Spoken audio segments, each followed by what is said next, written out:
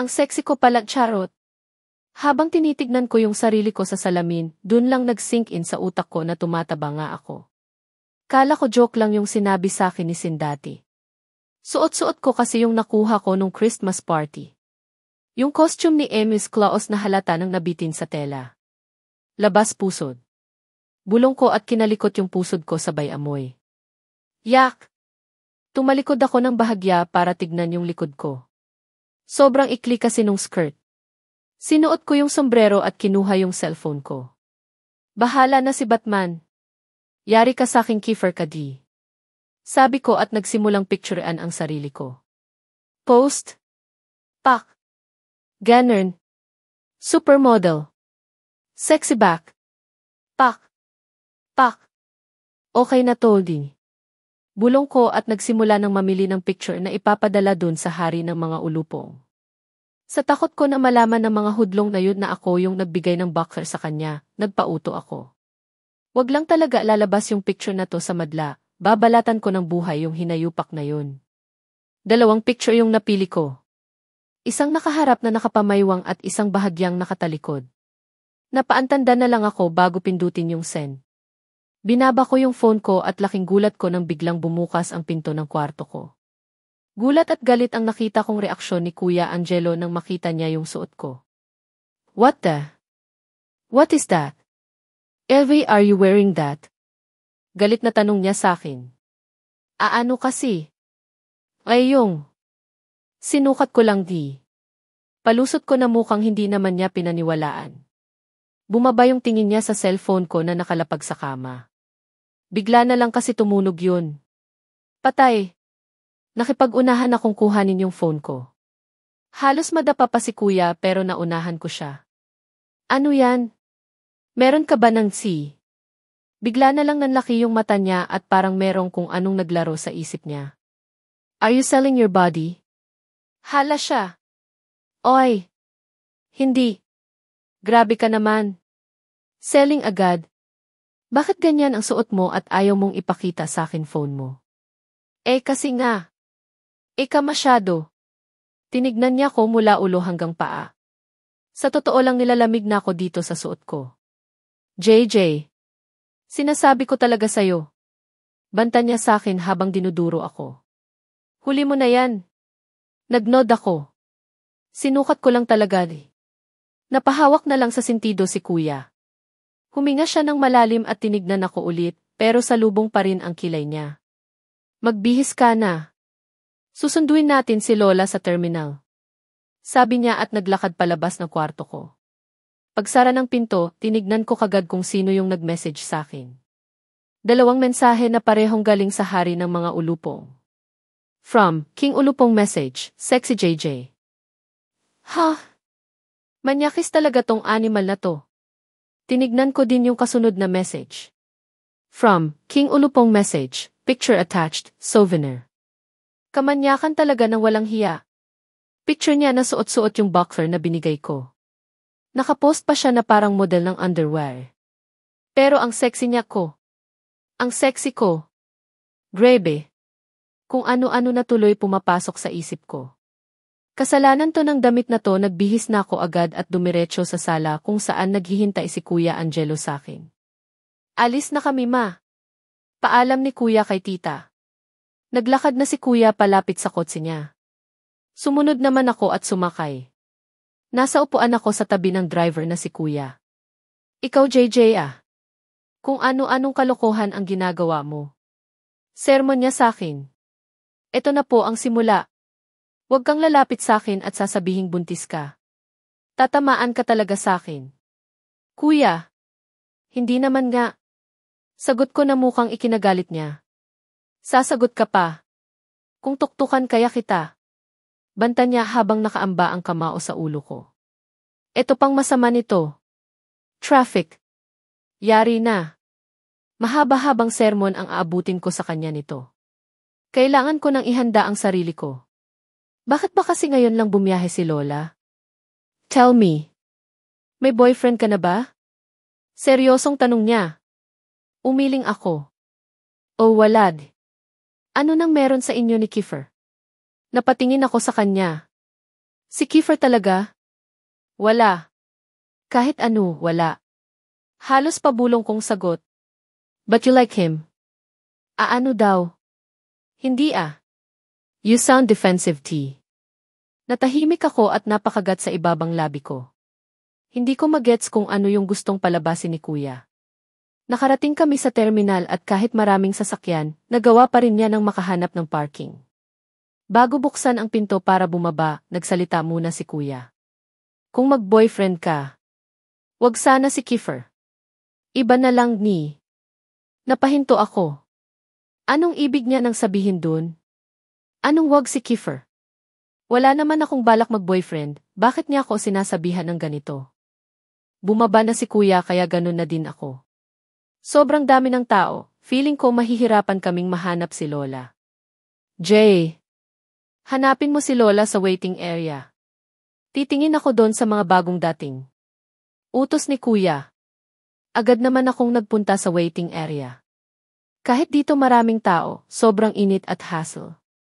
Hindi naman ako nabigo sa paghahanap sa kanya dahil ang lakas ng tawa ni Lola habang nakikipagkwentuhan kay Sin. Umaano dito to? Lumapit ako kay Lola at agad na nagmano sa kanya. Hi Jay. Bati sa akin ni Sin, tinignan ko naman siya na parang nagtatanong ng bakit andito ka? Ang tagal nyo. Buti na lang dumating tong kaibigan mo para samahan ako. Sabi ni Lola. Buti na lang nakita ko siya agad. Nakangiting sabi ni Sin, tumayo si Lola at akmang kukuhanin yung bag niya pero inunahan ko na siya. Ako na pula. Sabi ko at nagnod naman sa akin si Lola. Nag-umpisa na kaming maglakad palabas ng waiting area. Nauna sila Lola at Sin sa akin. Hindi ko maiwasan na hindi mag-isip. Hindi ko maintindihan kung bakit andito siya at paano niya nakilala si Lola.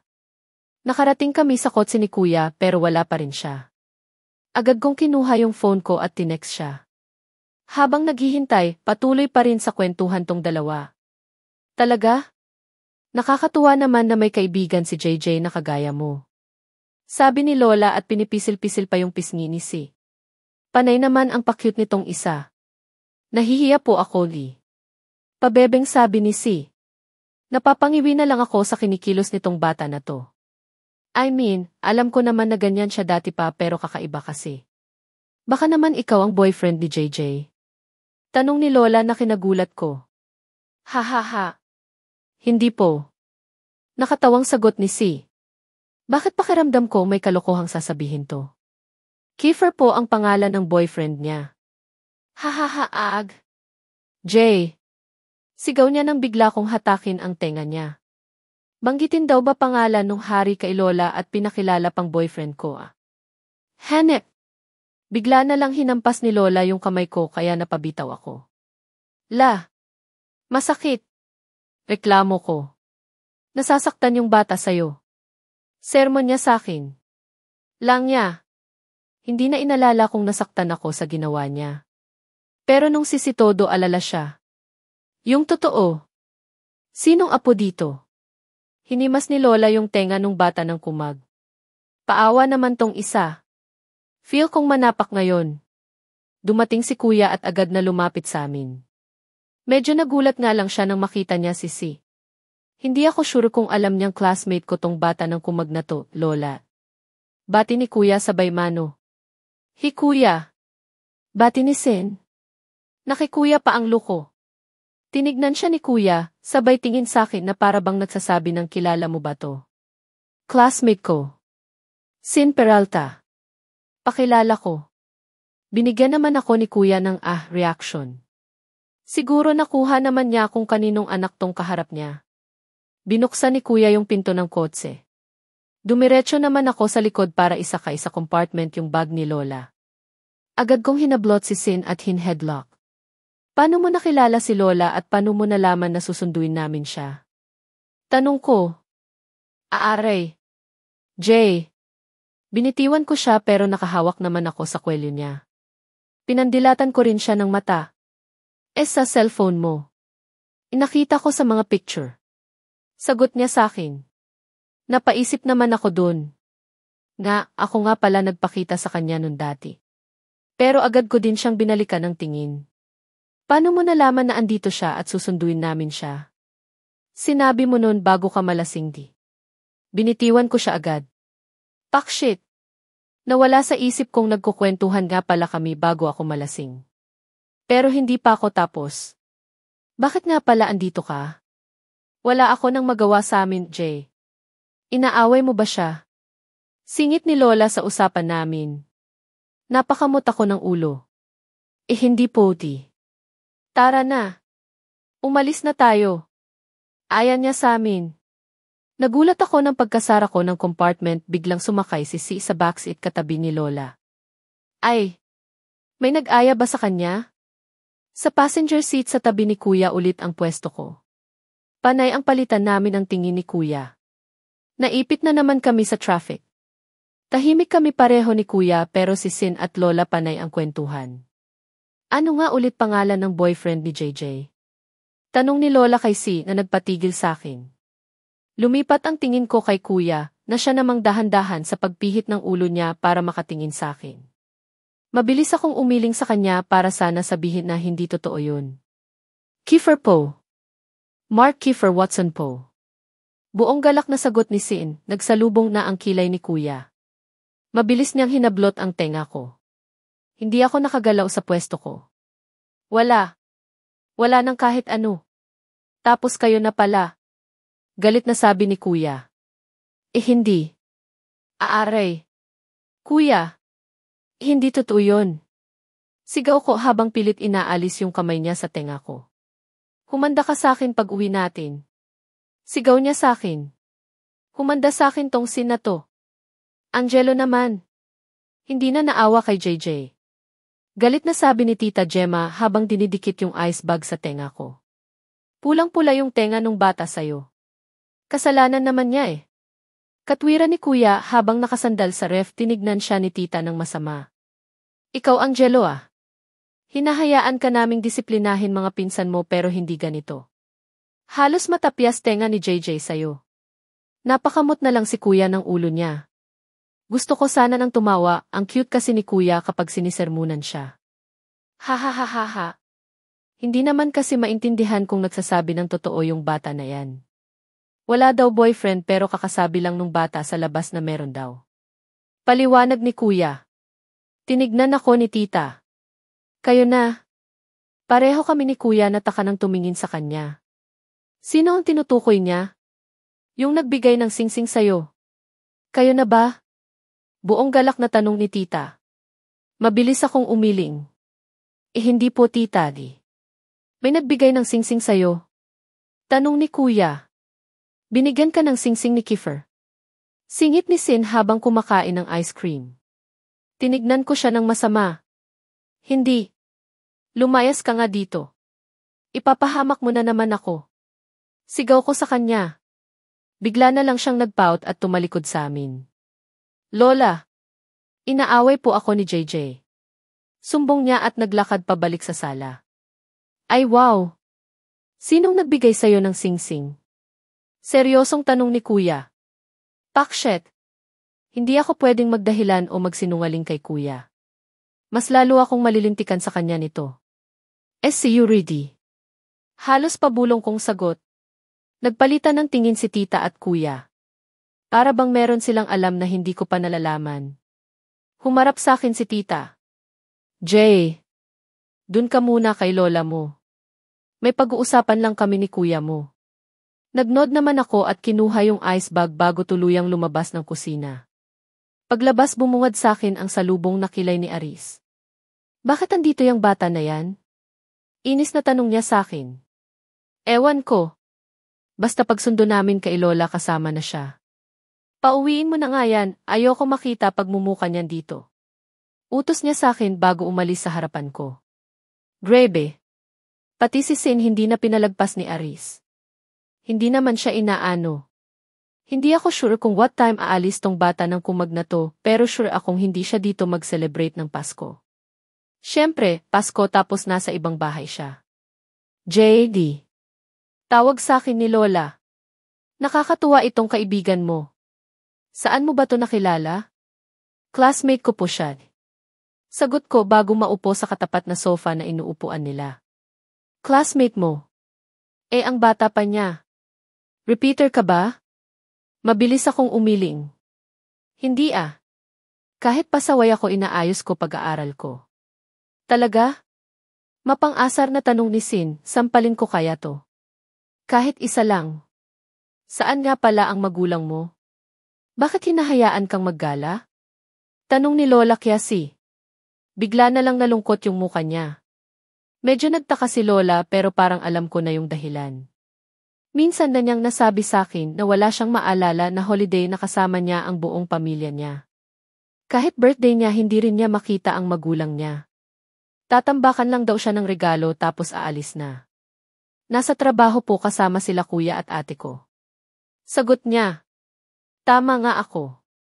Mukhang hindi na naman niya kasama ang pamilya niya mag-celebration at yun ang dahilan kaya nanggugulo siya dito sa amin. Tinignan ako ni Lola. Ewan ko kung iisa kami nang iniisip pero alam kong gusto niyang iparating. Lola, pwedeng dito na lang mag-celebrate ng Pasko si Sin sa atin?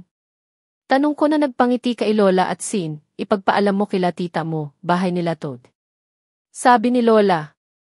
Agad akong tumayo at mabilis na naglakad pabalik ng kusina.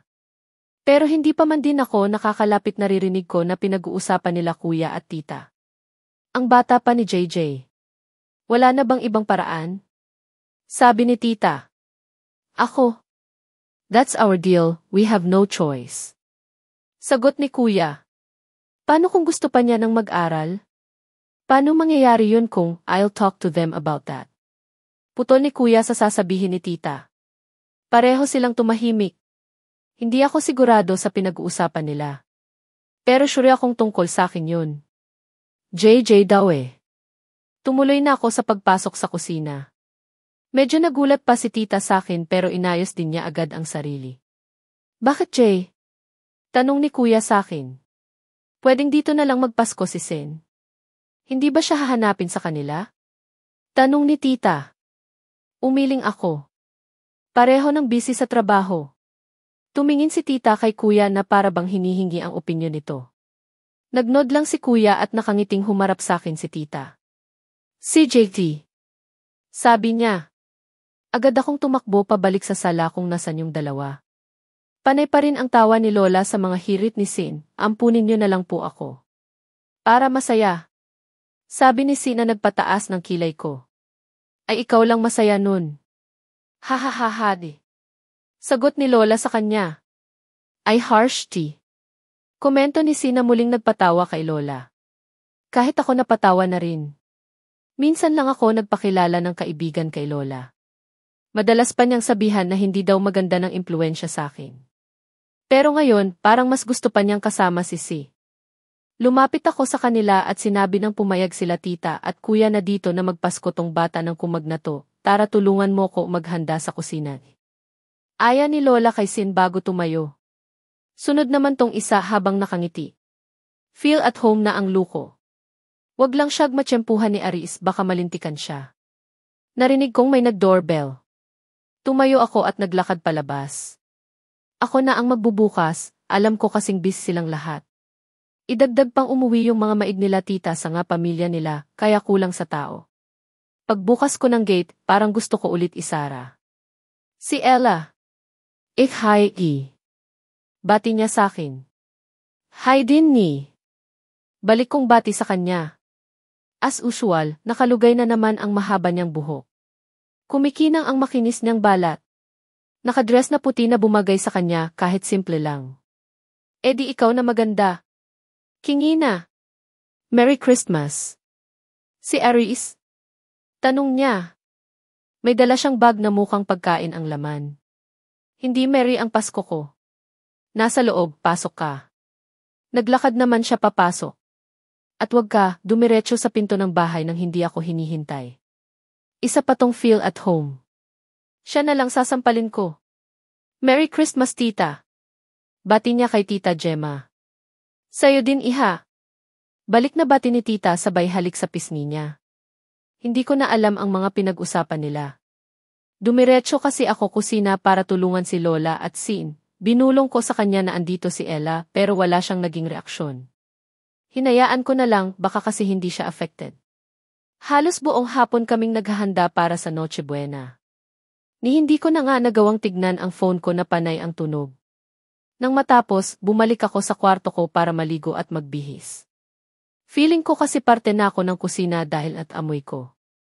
Medyo nahiya pa nga ako sa bisita namin na walang ibang ginawa kundi makipaglampungan kay Aris. Dito din pala siya magpapasko. Hindi na talaga Merry Pasko ko. Sandali kong tinignan ang phone ko. Puro text message ng mga ulupong at binabati ako ng Merry Christmas. Nireplyan ko naman sila isa-isa kahit halos maubusan ng dugo yung daliri ko sa pag-compose lang ng message. Hardcore sa pagbati. Matapos ang madugo kong pag-type. Dumiretso na ako sa dining kung nasan silang lahat. Tinuro ni Sin yung katabi niyang bangko kaya dun na ako naupo. Thank you, G. Bulong niya sa akin. Para saan? Dito, Lee. Sagot niya habang nakangiti. Umiti din ako sa kanya. Alam ko ibig niyang sabihin. Ganon din naman siguro ang gagawin niya kapag nalaman niya na mag-isa lang ako tuwing Pasko. Kainan na. Sigaw ni Tito Jules habang may dala ng pagkain galing kusina.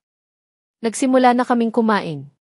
Panay kwentuhan nila na pinangungunahan ni Ella. Dahil Pasko naman, pinagbigyan ko siya. Hahayaan ko muna siya ngayon. Si Sin patuloy ang pangulit kay Lola. Kahit si Tita natatawa rin sa kanya. Si Aris halata ng irritable sa kanya pero pilit nililipat yung atensyon sa katabi niya. Pagdating ng 12, dumiretso kami sa Christmas tree. Meron daw kaming regalo. Nakita ko agad yung para sa akin kaya binuksan ko na. Ano nakuha mo? Tanong sa akin ni Si. Alam mo ba address ni Santa? Tanong ko sa kanya. Umiling siya. Bakit? Pupuntahan ko siya at sasampalin na rin at the same time. Ha? Binigyan niya ako ng white dress. Aanhin ko naman to. Inis sabi ko. Bahagyang tumawa si Si. Baka parang debu mo. Napangiwi ako. Ang layo pa ng debu ko. Anong trip ni Santa? Ang lakas ata ng tama niya. Halos 3 na kami nakapagpahinga. Puro kwentuhan kasi ang naganap. Sa kwarto ko na pinatulog si Sin, sa sahig naman siya, narinig ko kasing sa kwarto ko papatulugin si Ella, kaya matinding protesta ang ginawa ko. Ano siya? Ayoko nga siya kasama. Good night, JT. Antok na sabi ni Si. Good night din ni. Balik ko sa kanya. Bago tuluyang ipikit ang mga mata ko. Tinignan ko muna yung phone ko. Meron kasi akong hinihintay na message. Hindi naman ako nabigo. From, Yuri message, Merry Kurisumasu. Kahit hindi ako marunong mag-Japanese, alam ko ibig sabihin yan. Agad ko siyang nireplyan at binati. Alam ko nasa Japan siya ngayon kasi nga dun talaga sila nag-celebrate. May panibagong text na dumating. Kala ko si Yuri pero iba pala. From, King Ulupong message, Merry Christmas, Sexy JJ. Yung unexpected. Aaminin ko, napangiti ako nito pero at the same time ininis din lagyan daw ba ng Sexy JJ. Manyakis. Merry Christmas hari ng mga ulupong. Hindi ba pupunta si Sin dito? Tanong ni Lola sa akin. Hindi po di.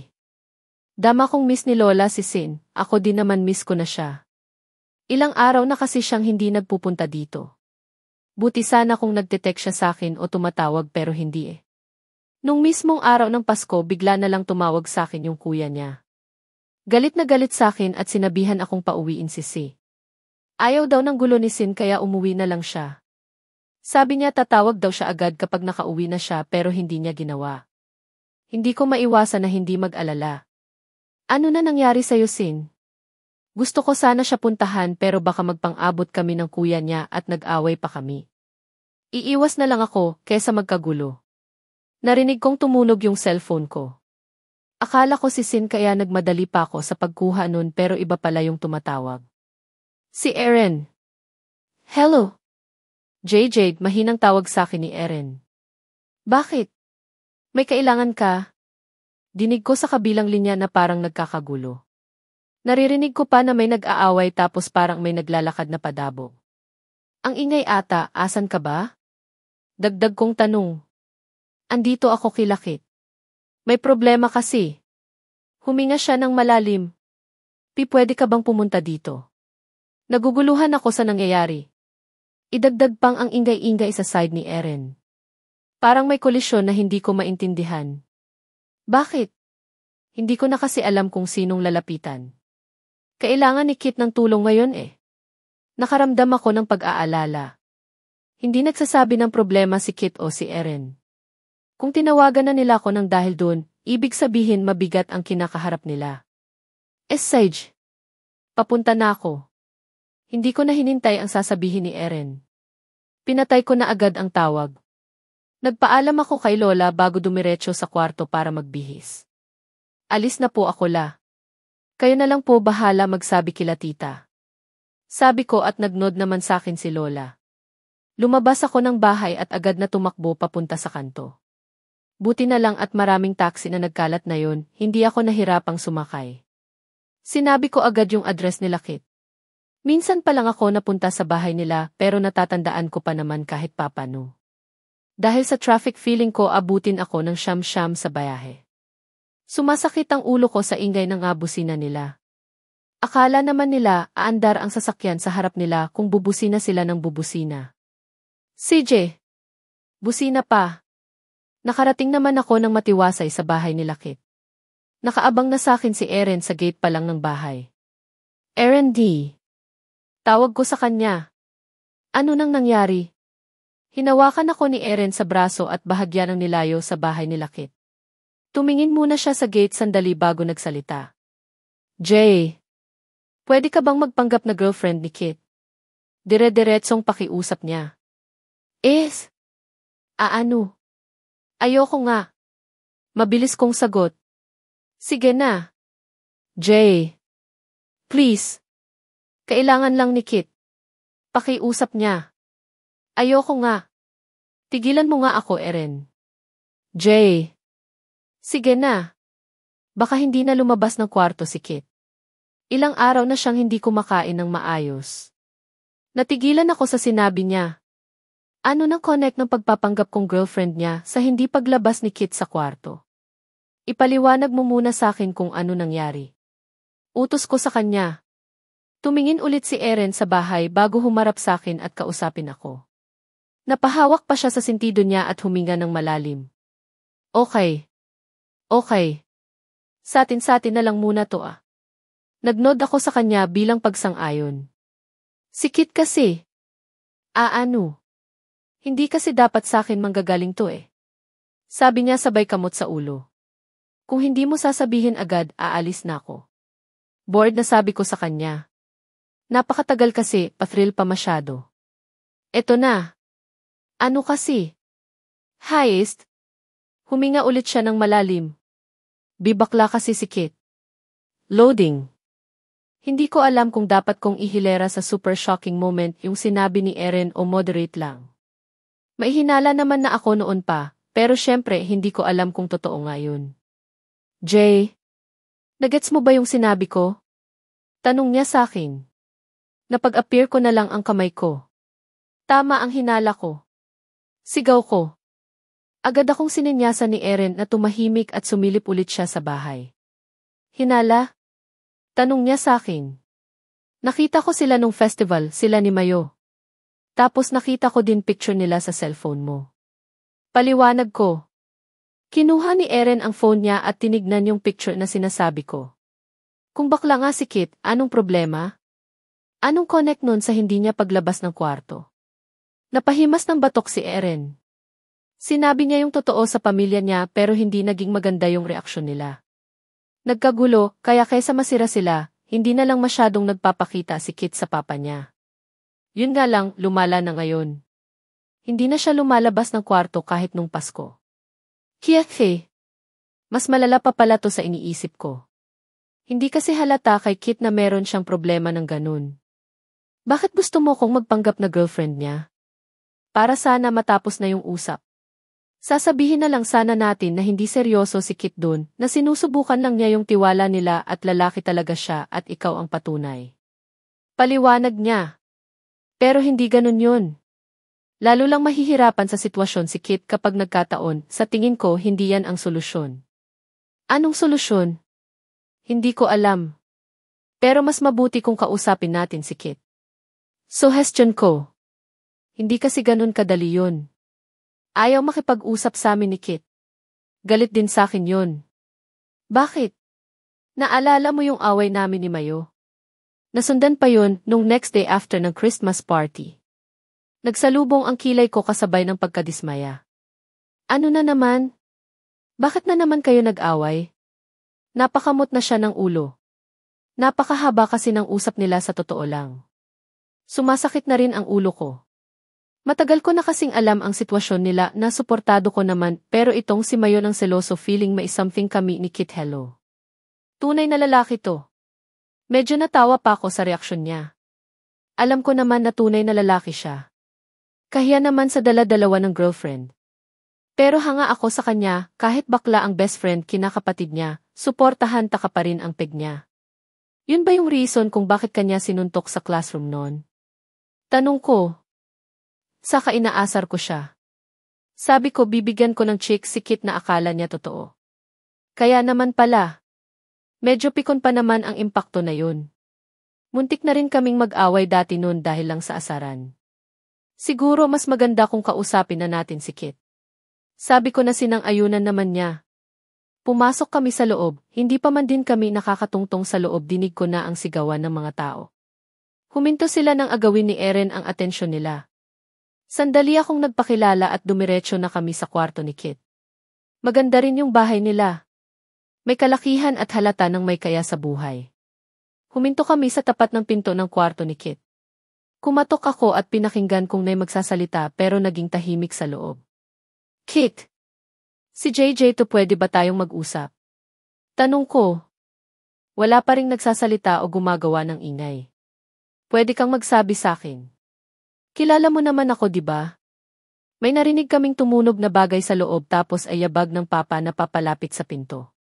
Narinig ko pa yung tunog ng doorknob at bahagya ng bumukas ang pinto. Papasok na sana si Eren pero sininyasan ko siya na ako na lang. Nagnod naman siya at hinayaan akong pumasok sa loob. Sinara ko yung pinto at sobrang dilim ng kwarto niya. Tanging monitor lang ng laptop niya yung nagbibigay liwanag. Nakita ko si Kit na nakaupo sa sahig sa tabi ng kama niya. Naupo din ako dun at tinabihan siya. Kamusta? Hindi ka daw lumalabas. Panimula ko. Hindi siya nagsalita pero dinig ko ang malalim na paghinga niya. Hanggang sa bigla na lang siyang humikbi. Jay. Naguguluhan ako. Hindi ko na alam ang gagawin ko. Sabi niya at pilit pinipigil ang pag-iyak. Sige lang. Iiyak mo lang yan. Sabi habang hinihimas siya sa likod. Lalaki talaga ako. Hindi ko alam kung anong nangyari. Basta bigla na lang akong nagising na may mali na sakin. Huminga siya ng malalim at pinunasan ang luha. Ibinigay ko na din sa kanya yung panyo ng dala-dala ko. Inalam ko kung ano yun pero wala, basta nararamdaman ko lang siya. Hanggang sa nakilala ko si Mayo. Magkakasama lang kami palagi tapos. Hinalikan niya ko. Sa totoo lang wala akong ideya sa nararamdaman ng mga kagaya ni Kit. Siguro kasi mas tuwid pa ako sa post. Pero kahit ganun, dama ko na hirap siya. Gumulo na yung lahat. Sinubukan ko siyang layuan. Pinilit ko ring ayusin yung sarili ko. Lahat na ata ng away sinalihan ko pero ganun pa din. Naguguluhan ako. Gusto kong magtanong sa kanya pero alam kong hindi ito yung tama ng oras para mang-intriga ako. Makulit si Mayo. Ayaw niya akong tigilan. Hanggang sa nito ko na lang na-realize na. Nahuhulog na ako sa kanya. Huminga siya ng malalim at pilit pinunasan ang mga luha niya.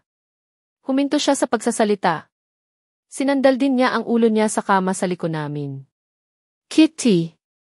Tawag ko sa kanya. Hindi naman solusyon sa problema mo yung pagkukulong dito eh. Anong gagawin ko? Lumabas at ipagsigawan sa lahat na bakla ako.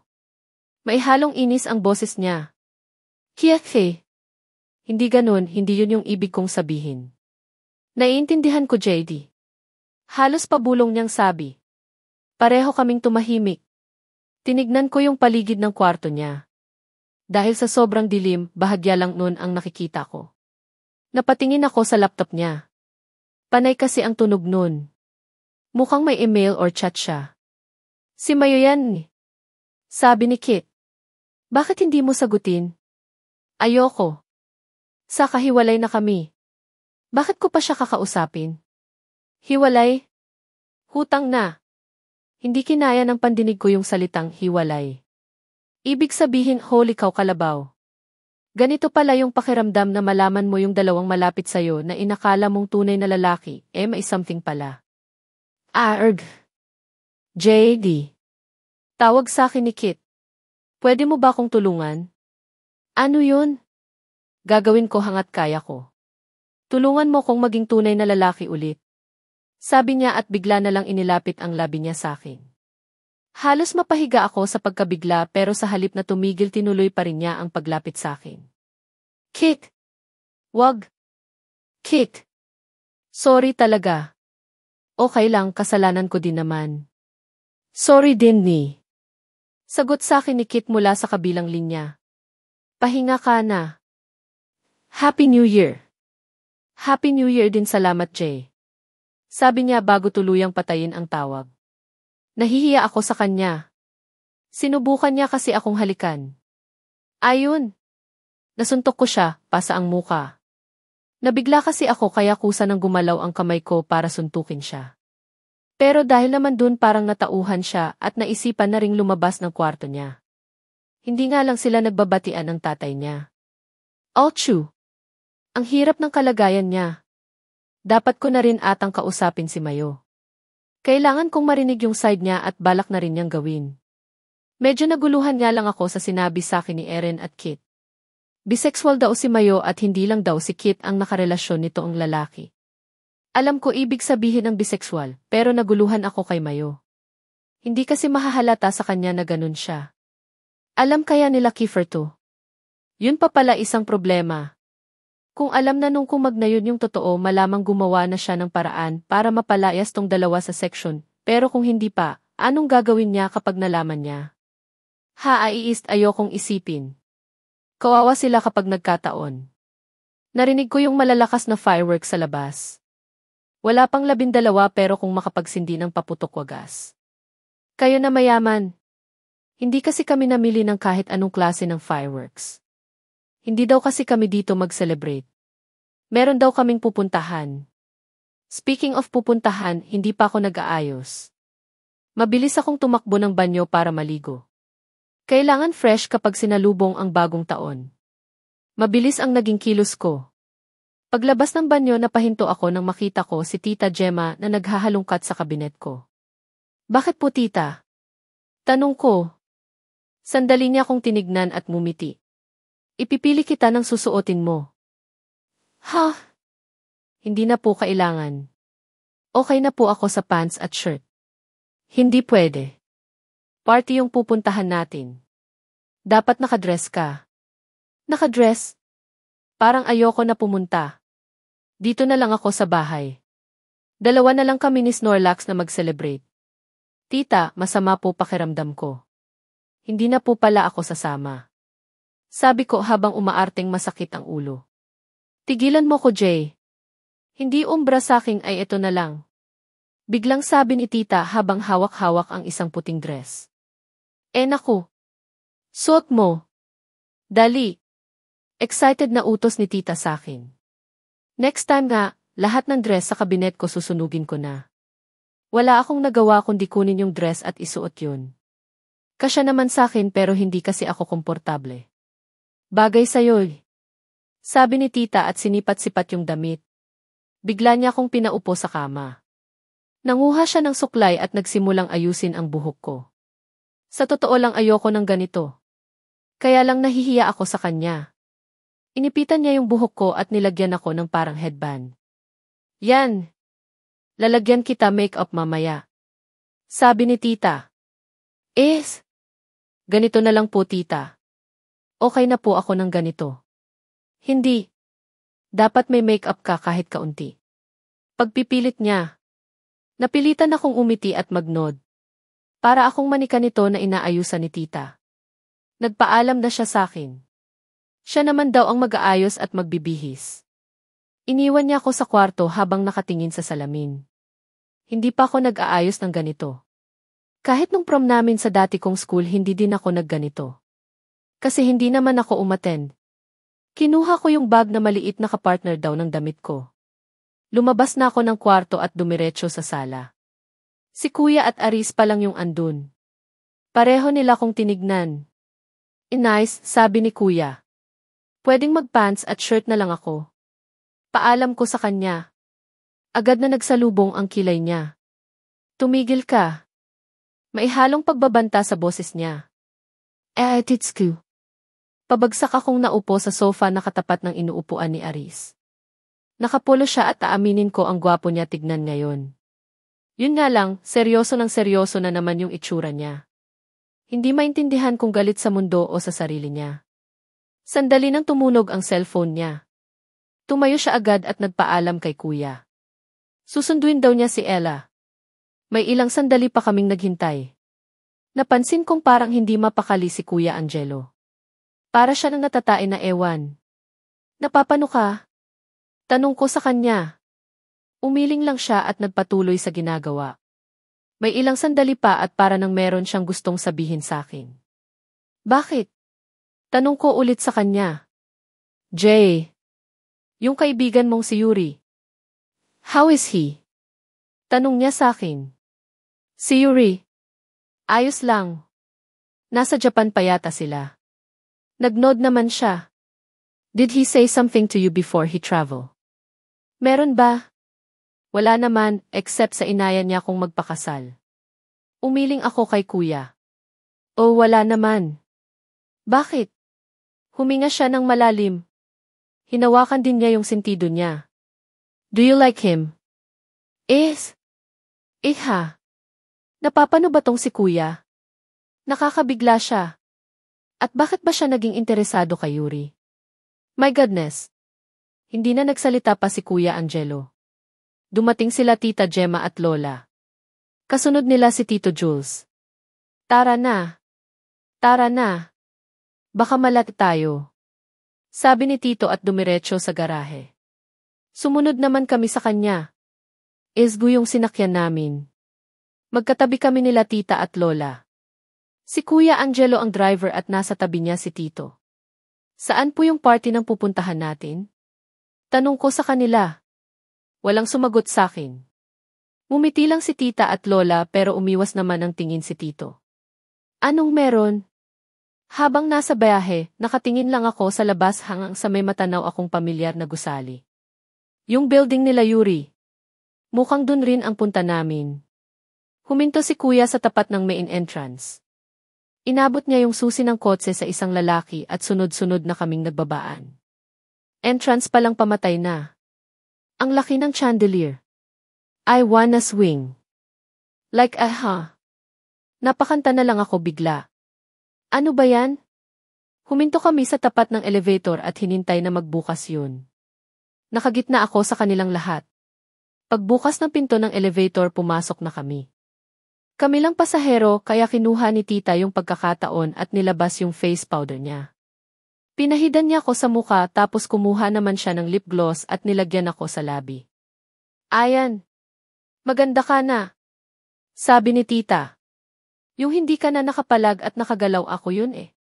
Sandali kaming tumahimik hanggang sa bigla na lang nagsalita si Lola. Jay. Kahit na anong mangyari. Huwag ka muna sanang magagalit sa amin. Pakinggan mo muna ang paliwanag namin. Sabi ni Lola. Medyo naguluhan ako dun sa sinabi niya. Magtatanong pa lang sana ako kung ano ibig sabihin nun kaya lang bumukas na yung pinto ng elevator. Lumabas na sila ng lahat kaya sumunod na ako. Naglakad kami sa hallway na pangmayaman. Nangingintab kasi yung sahig, kita ko reflection ko. Ay nakikita ko yung short ko. Huminto kami sa tapat ng malaking pinto na may flower vase sa magkabilang side. Kinausap si Kuya Angelo nung parang crew at binuksan nun yung pinto. Isa lang ang masasabi ko. Bongga. Bukod sa ang daming tao, ang gaganda ng suot nila. Halatang mga saksakan ng yabang yaman yung mga andito. Yan na naman yung chandelier. May mga naglalakihang round table sa gilid. Dance floor naman yung gitna para sa mga taong feel na feel ang music at gustong sumayaw. Hinatid kami nung crew sa table namin na medyo malapit sa stage. Andun na si Aris at Ella. Wow! Nauna pa sila. Upo na sana ako nang may makita akong pamilyar na tao. Parang nakita ko si Kiefer. JD. Tawag sa akin ng kung sino. Hinarap ko naman kung sino yun. Yuri. Lumapit ako sa kanya. Nakabalik ka na. Pasalubong ko. Tanong ko habang nakalahad ang palad sa kanya. Tinawanan lang niya ako habang naghihimas ng bato. Yun na yung pasalubong ko. Tawa. Happy New Year. Sabi niya. Sa'yo din. Pasalubong ko. Pag-ulit ko. Tumawa na naman siya. Bigla na lang niyang kinurot yung pisngi ko. Later. Sabi niya at naglakad palapit sa table namin. Susunod sana ako sa kanya pero may kamay na humawak at humatak sa akin papunta sa gitna kung saan may mga nagsasayaw. Paghinto namin, siya namang hawak niya sa isang kamay ko at sa baywang naman yung isa. Sa sobrang gulat late ko na napansin na nagsasayaw na pala kami. Tinignan kong mabuti yung kaharap ko. Si Kiefer Batu. Bakit ang gwapo niya ng tignan ngayon? Pareho pa silang nakatoksido ni Yuri. I know, I look handsome but no need to stare like that. Sabi niya at nag-smirk. Ay kapal. Yabang mo. Tinawanan lang niya ako. Napatitig na lang ako bigla sa kanya. Ayos na ayos kasi yung buhok niya. Hindi na nagulo kagaya dati at kita nang kita ko yung hikaw niya. Ganda ng ganda kasi talaga ako sa hikaw na suot niya. Marami namang kamukha yun pero yung suot niya yung pinakgusto ko. You look pretty. Sabi niya na nagpabilis ng tibok ng puso ko. Pretty daw oh. Ahihihihi. Wala akong ipanglilibre sa'yo. Nasa pautang pa rin pera ko. Sagot ko sa kanya. Tiaset, you don't know how to accept compliment, do you? I know. Hindi lang ako sanay na marinig sa'yo yan. Bahagya siyang tumawa. Totoo naman hindi naman niya ako pinupuri. Baka kasi holiday ngayon kaya pinagbibigyan niya ako. Ano nga palang meron sa party na to? Tanong ko sa kanya. You'll know later. Sagot niya at bigla na lang siyang tumigil sa pagsayaw at binitiwan ako. Umiti siya sa akin at lumakad paalis. Naiwan ako sa gitna. Bigla na lang namatay ang ilaw maliban sa spotlight sa stage at nagpalakpakan ang mga tao. Good evening ladies and gentlemen. Sabi ng isang lalaki sa stage habang nakamik. And Happy New Year. Mabilis namang bumalik ng bati ang mga tao. Thank you. Thank you. Sabi niya at tinaas ang kamay para patahimikin ang mga tao. Aside from celebrating New Year, we are also celebrating Mr. Yuri Hanamichi's birthday. Bigla nagpalakpakan ang mga tao at tumingin sa akin. Pagtingin ko sa side ko, katabi ko na pala si Yuri. Umiti siya at kumaway sa mga tao. Birthday mo pala? Nag-nod siya sa akin. At exactly 12 oras 30 minuto of January 1. Cool. We also would like to announce the partnership of Hanamichi's and Fernandez Corp. Sabi ulit nung lalaki sa stage at panibagong palakpakan na naman. Fernandez? Sila Kuya Angelo yun ah. May ganun pala sila kila Yuri. Hindi kasi ako aware sa mga ganyan-ganyan nila. And as a symbol of their partnership, we would like to announce Mr. Yuri Hanamichi and Jasper Jean Fernandez Mariano's engagement. Gusto ko sana makipalakpak. Pero may mali, pangalan ko yung binanggit nila at may kaduktong na engagement. Naguguluhan ako. Hinawakan ni Yuri yung baywang ko at bahagya akong inilapit sa kanya. Napatingin na lang ako sa kanya habang patuloy siya sa pagngiti at pagkaway sa mga tao.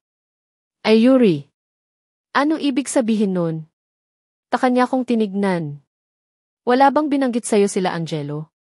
Meron. Kaya nga nagtatanong Jay. This is a business deal between Angelo and Tanda. We're getting married. Sa sobrang pagkabigla, ayaw nag-sink in sa utak ko ng mga sinasabi niya. Hindi ko na rin namamalayan yung nangyayari sa paligid ko. Late ko na napansin na kusa na pala akong naglakad palabas habang umiiyak. Pakiramdam ng pinagmukha kang tanga ng mga tao sa paligid mo. Ganyan ako ngayon eh. Ano to? Bakit ganito? Kung saan ako papunta? Hindi ko alam. Sinubukan kong dumiretso sa may restroom nila pero napakarami ng tao. Naisip kong pumunta sa may elevator pero nakaabang si Yuri dun. Napilitan akong pumunta sa fire exit. Kaya lang. Tang na naman. Kung kailan feel kong mag-run away dun ko pa mapapansin na nasa 34 TA floor pala kami. Napaupo na lang ako sa isang baitang ng hagdan. Dun ko na binuhos yung luha kung kanina ko pa pinipigilan. Sana panaginip na lang to, sana hindi totoo yung mga narinig ko. Sana iba yung ibig sabihin nung sinabi ni Yuri. Ayoko pang magpakasal. Ayoko. JD. Tawag ng kung sino. Agad kong pinunasan yung luha ko. Hindi ko na tinignan kung sino siya. Naupo siya sa tabi ko at iniabot sa akin ang panyong hawak niya. Iwanan mo muna ko, kuya. Pakiusap ko pero parang mas tunog nag-uutos yun dahil na rin siguro sa sama ng loob ko. Noon ko pa sana ipapaliwanag sa'yo to pero hindi ako makakuha ng pagkakataon. Sabi niya. Tinignan ko siya ng may galit. Gusto kong ipakita at iparamdam sa kanya yung sama ng loob ko. Bakit ako? May utang na loob ako sa inyo. Pero hindi ibig sabihin nun na kontrolado nyo na lahat sa akin. Tinignan ako ng masama ni kuya. Alam kong nakakabastos yung mga sinabi ko at tono ng pananalita ko sa kanya. Hindi nyo man lang hiningi ang opinyon ko. Pagtutuloy ko. Jay. Nakausap na namin ang mama mo tungkol at bakit siya ang kinausap nyo tungkol dito. Halos pasigaw kong sabi. Lalo akong naimbierna nang marinig ko yung sinabi niya. Dahil siya ang nanay mo. Siya pa rin ang magulang mo. Galit na sabi ni kuya. Aaminin ko natatakot ako. Tuwing sumisigaw si kuya dahil sa mga ginagawa ko, nanginginig ako. Ano pa ngayon seryoso ng seryoso ang mga tingin niya sa akin. Pero ayokong magpatalo. Si mama kinausap nyo, si papa. Hiningi nyo ba permiso niya? Hindi sumagot si kuya. Tumayo siya at akmang lalakad paalis. Bakit ba sa akin nyo ginagawa to? Galit na tanong ko at kasabay nun ang pagbagsak na naman ng luha ko. Huminto si kuya at dinig ko ang malalim na paghinga niya. Pamilya ka namin, Jay. When Mr. Yuri asked your hand for his grandchild, I said no. Pero pagkakataon na ang gumawa ng paraan para matuloy yun. Mahinahong paliwanag ni kuya. Humarap siya sa akin at tinignan ako. I hope you understand. This is not just about the company, this is also about you. Maganda ng buhay ang naghihintay sa'yo. Pero kuya sabi ko at lalong lumakas ang pag-iyak ko. Ayoko. Gusto kong mag-aral. Gusto kong nagtrabaho. Gusto kong makuha yung mga bagay na gusto ko ng pinagtatrabahunan ko. Gusto mo pala ng mga bagay na yan, sana inayos mo yung buhay mo. Panunumbat niya. Kasi nga, kailan ko lang nalaman na gusto ko yun. Huminga ako ng malalim. Kuya. JJ. Sundin mo ko. Pumayag na si Tita Jana, matutuloy to sa ayaw at sa gusto mo. Galit na sabi niya.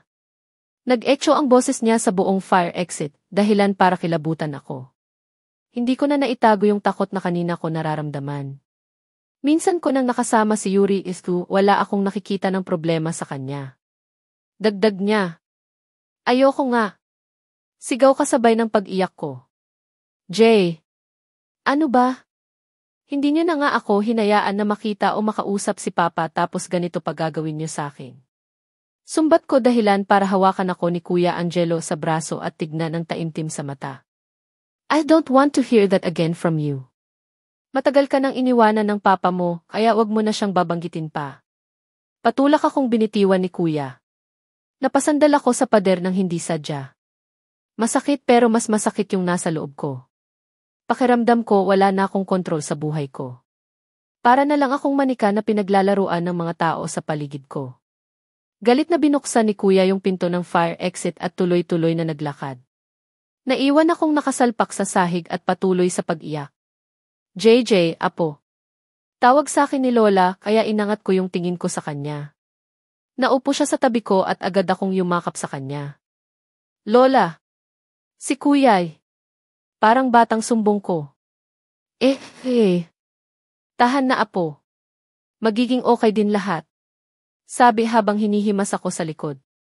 Ayoko po. Ayoko pa magpakasal. Alam ko yun ni. Patuloy pa rin ako sa pag-iyak. Halos masira na yung ayos ng buhok ko. Nadumihan na rin yung damit ko pero hindi pa rin ako tumitigil. Hindi ko alam kung gano'n na kami katagal ni Lola na nakaupo sa sahig. Tumigil lang ako nang maramdaman ko yung pagtuyo ng lalamunan ko sa kakaiyak. Pinunasan ni Lola yung mukha ko ng basa ng luha at sipon. Huwag kang magalit kay kuya mo. Iniisip lang niya yung makakabuti sa lahat. Sabi niya habang pilit inaayos ang buhok ko. Sa lahat o sa kanya? Jay, naririnig mo ba yung sarili mo? Nagiging sarado yung utak mo. Pakinggan mo muna kami. Tama si Lola kaya napayuko ako at tumahimik. Dahil sa galit ko naging sarado yung isip ko sa mga paliwanag ni Kuya. Kapag kinasal kayo ni Yuri, maliligtas ang kumpanya nila Kuya at tita mo. Magkakaroon ka ng maganda ng buhay at may pagkakataon ka pang makapag-aral sa ibang bansa. Baka matulungan ka din nila na makausap ang papa mo. Paliwanag ni Lola. Pero paano yung kalayaan ko nun? Wala pa akong 20 pero nakatali na ako sa kasal. Paano yung mga gusto kong gawin? Hinawakan ni Lola yung isang kamay ko. Hinimas-himas din niya yung pisngi ko. Yung bagay na yun kaya nang ibigay sa'yo ni Yuri. Kung hindi mo napapansin pero gusto ka niya at kita ko sa mga mata niya na gagawin niya lahat maging masaya ka lang. Kung hingin kong itigil niya yung kasal, pag-isipan mong mabuti. Dagdag ni Lola bago tumayo. Tumayo na rin ako. Pinagpag ko yung damit ko nang nadumihan na ng kadramahan ko. Lumakad na kami paalis ng fire exit. Sinalubong kami ni tita na halata nang nag-aalala. Jay, saan ka nagsuot? Ang gulo na ng ayos mo. Sabi niya at pilit inilagay sa ayos yung headband ko. Bumalik na tayo sa loob, hinahanap na tayo ng pamilya ni Yuri. Utos ni Kuya na mukhang kanina pa rin kami hinihintay. Inayusan muna ko ni tita kahit sandali.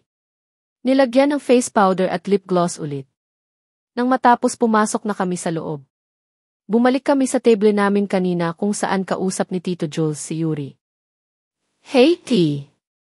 Bati niya sakin. Nagpilit lang ako ng ngiti. Sorry kung nabigla ka sa mga nangyari. It's not the intention, okay lang Yuri. Putol ko sa sasabihin niya. Tinignan niya ako sa mga mata. If you don't want this engagement, I will talk to them right now. Agad na alarma si Kuya. Sinubukan pa niyang lumapit sa amin pero hinarangan siya ni Tito Jules. Gumanti ako ng hawak sa kamay ni Yuri. Napakagat na lang ako sa ibabang labi ko. Yuri. Oo, okay lang. I will marry you.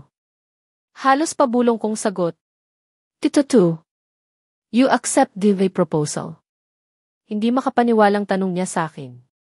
Tipid na tango lang ang sinagot ko sa kanya. Bigla na lang niya akong niyakap. Hindi na ako nakagalaw sa pagkabigla. You don't know how happy I am, T. Bulong niya sa akin. Binitiwan niya ako at hinalikan sa noo. Sasabihin ko lang to sa parents ko. Paalam niya at naglakad na paalis. Tumingin ako Kuya. Masaya ka na? Hindi siya sumagot, umiwas lang siya ng tingin. Napatingin ako kay Aris, halata nang hindi siya natuwa sa desisyon ko. Bigla na lang siyang nag-walk out at agad namang sumunod si Ella sa kanya. Kahit ako hindi masaya sa desisyon ko. Hindi ako sigurado kung tama ba to, tama naman kasi si Lola at isa pa, gusto ko din naman si Yuri pero. Si Kiefer. Kusa na lang hinanap ng mga mata ko si Kiefer. Nasa bar siya at umiinom na naman ng alak. Nakatingin siya sa akin ng walang reaksyon. Umiti ako sa kanya pero inirapan niya ako. Napayuko na lang ako. Sa totoo lang may kakaiba sa tingin niya. Hindi ko masabi kung ano pero hindi yun yung karaniwang binibigay niya sa akin. Nagpaalam ako kila tita na magbabanyo muna. Hinayaan naman nila ako. Pagdating dun, may 2 babae ang panay ang kasatan sa harap ng salamin. Mukhang matanda sila sa akin. Naglalagayan sila ng lipstick at eyebrow. Hindi ko na lang sila pinansin at dumiretso sa cubicle. Pagkaupo ko narinig ko agad ang pangalan ko sa kanila. Kilala mo ba yung Jasper Jean? Yung fiant ni Papa Yuri. Sabi nung isa. Hindi. Nawala na pagdating ko. Hindi naman maganda. May narte pa, patakbo-takbo pang nalalaman. Kung ayaw niya kay Papa Yuri, sakin na lang. Sagot nung isa at nagtawanan sila. Ewan ko, pagod na pagod yung katawan ko. Tapos na'y maririnig pa akong ganito. Lumabas na ako ng cubicle at dumiretso sa lababo para maghugas ng kamay. Kahit hindi ko sila tignan, alam kong pinagtatawanan nila ko at pinagbubulungan. Tang na. TTC mode on. Tinignan ko sila sa refleksyon ng salamin. Nagawa pa nila akong pagtaasan ng kilay habang tinitignan mula ulo hanggang paa. I'm not that pretty. Pero sakin pa rin ang bagsak ni Yuri. Sabi ko at nag-smirk. Naglakad na ako paalis. Goodbye, Chess. Sigaw ko bago tuluyang makalabas ng restroom. Hindi ko talaga ginagawa yun, kaya lang nagpatong-patong na yung nararamdaman ko. Feel kong manapak. Pabalik na sana ako nang bigla nang dumaan si Kiefer sa harap ko. Hindi man lang niya ako tinignan. Tuloy-tuloy siya at huminto sa tapat ng elevator. Pipindutin na sana niya yung buton pero bigla siyang huminto at dahan-dahan ang tumingin sa akin. Napatigil na lang ako bigla. Yan na naman kasi yung kakaibang tingin niya. Parang meron siya nang iniisip. May ilang sandali pa kaming nagtitigan. May kung ano sa akin na nag-uutos na lumapit ako sa kanya. Hahakbang na sana ako pero umiwas ng tingin si Kiefer at tinuloy na niya yung pagpindot dun sa buton ng elevator. Napakagat ako sa ibabang labi ko. Bakit nga ba ako lalapit sa kanya? Wala namang dahilan para kausapin ko siya. Tumalikod na ako at naglakad pero hindi pa ako nakakalayo nang may bigla nang humawak sa braso ko at tuloy-tuloy akong hinatak papasok ng elevator. Kay Kiefer. Gusto mo ba si Yuri? Tanong niya sa akin. Napatitig na lang ako sa kanya. Nakakabigla kasi yung pinaggagawa niya. Idagdag pa yung mga pinagtatatanong niya sa akin. Gusto mo ba siya? Pag-ulit niya. Kiefer. If you won't answer me, we'll kiss you.